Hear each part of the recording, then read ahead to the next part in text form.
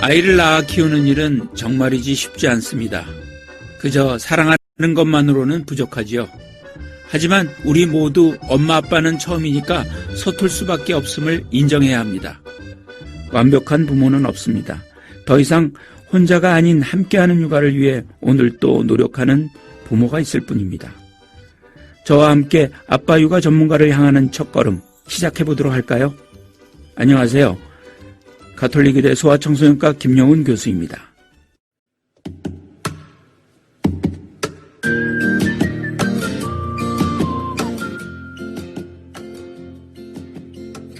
아빠 육아 네 번째 시간, 아빠를 통해 아이의 인문학적 소양을 키우는 방법에 대해 이야기해 보도록 하겠습니다. 요즘 들어 국내에서도 인문학의 중요성이 강조되고 있습니다. 이미 선진국에서는 성인들은 물론 아이들까지 인문학 읽기를 강조하고 있지만 우리나라의 경우 창의적인 연구나 깊이 있는 자기 성찰은 턱없이 부족합니다. 창의력이 강조되고 있지만 현재 진행되는 학교 교육은 흉내만 내는 정도죠. 이 때문에 가정에서의 인문학과 창의적 교육이 중요합니다. 영어와 수학 공부도 좋지만 아이들에게 스스로 좋은 책을 읽고 생각하고 이를 표현하게 하는 것이 필요합니다. 문학, 역사, 철학으로 대표되는 인문학은 스스로의 삶을 돌아볼 수 있습니다.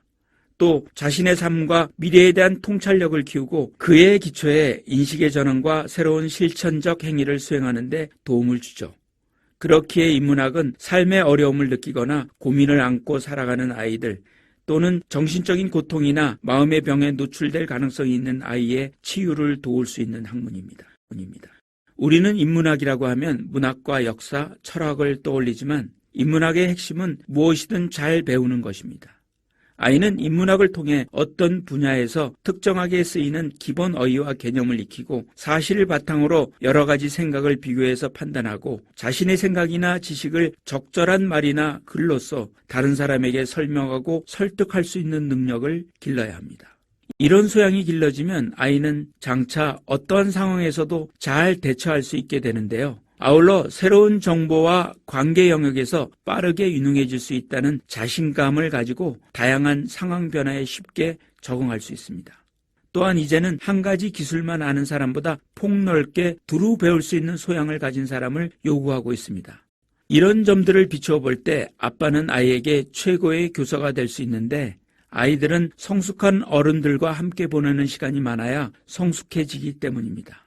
역사적으로 산업시대 이전에 가정과 지역사회가 주도하는 교육을 산업시대 이후 국가가 떠맡게 되었습니다. 국가는 이 중요한 가업을 감당하기 위해 효율성을 강조해왔죠. 하지만 교사는 학년을 올라가거나 졸업하는 데 필요한 정도의 수업만 아이들을 책임질 뿐입니다. 수업이 끝나면 아이들은 교실에서 교실로, 과목에서 과목으로 옮겨 다닙니다. 그러다 보니 교사와 유대감을 갖거나 교사의 지혜를 깨닫고 고마워할 시간이 부족하기만 하죠. 때문에 아이는 아빠와 긴밀한 관계를 맺으며 함께 시간을 보내야 합니다. 거듭 강조하지만 아빠는 이 중요한 임무를 가장 잘 수행할 수 있는 최고의 교사입니다. 자, 아이의 인문학적 소양을 키우기 위해 아빠는 어떤 역할을 해야 할까요?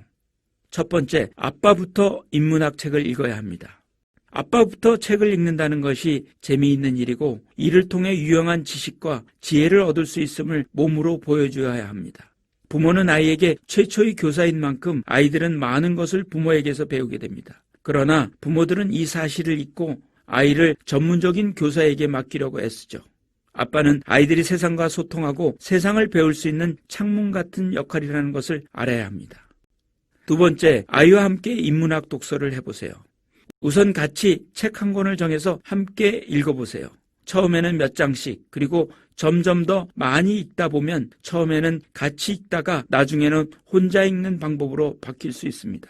아빠는 위인들이 어떻게 그 질문에 대해 생각하고 자신만의 생각을 정리했는지를 알려주어야 합니다.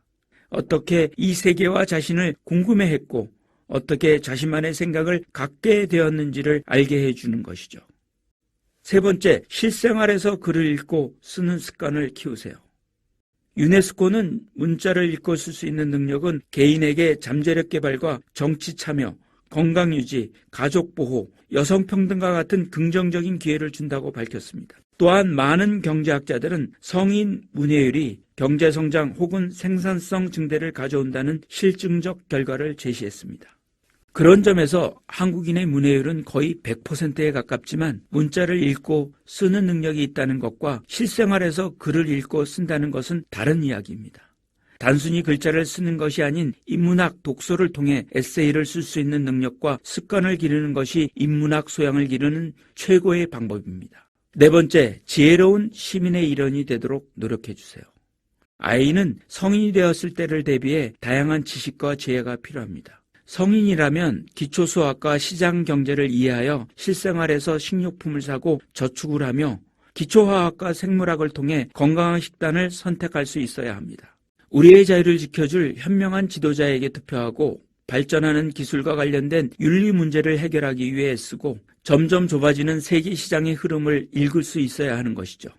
지혜로운 시민이라면 이러한 중대한 문제에 대해 가족과 이웃 등과 논의하고 좀 더 정확한 정보를 바탕으로 바람직한 결정을 내릴 줄 알아야 합니다.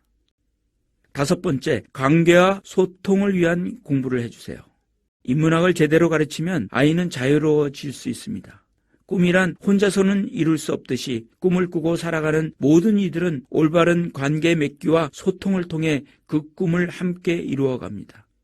따라서 자기만을 위한 공부가 아닌 우리 모두를 위한 공부가 필요합니다.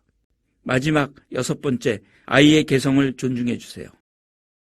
비슷한 사람은 있지만 똑같은 사람은 없는 것처럼 모든 아이는 다른 무늬를 가지고 있습니다. 이러한 다름과 차이를 인정하는 것이 바로 인문학의 출발점이죠. 아이는 누구나 자기만의 개성이 있기 때문에 그 다름과 차이를 알게 되면 편견과 차별을 멀리할 수 있고 상대방에 대한 존중과 배려를 하게 되며 자신이 깨달은 것을 자연스럽게 실천할 수 있게 됩니다. 다음 시간에는 최근 인기를 끌고 있는 코딩 교육은 어떻게 해야 하는지 알아보도록 하겠습니다. 아빠 육아 화이팅!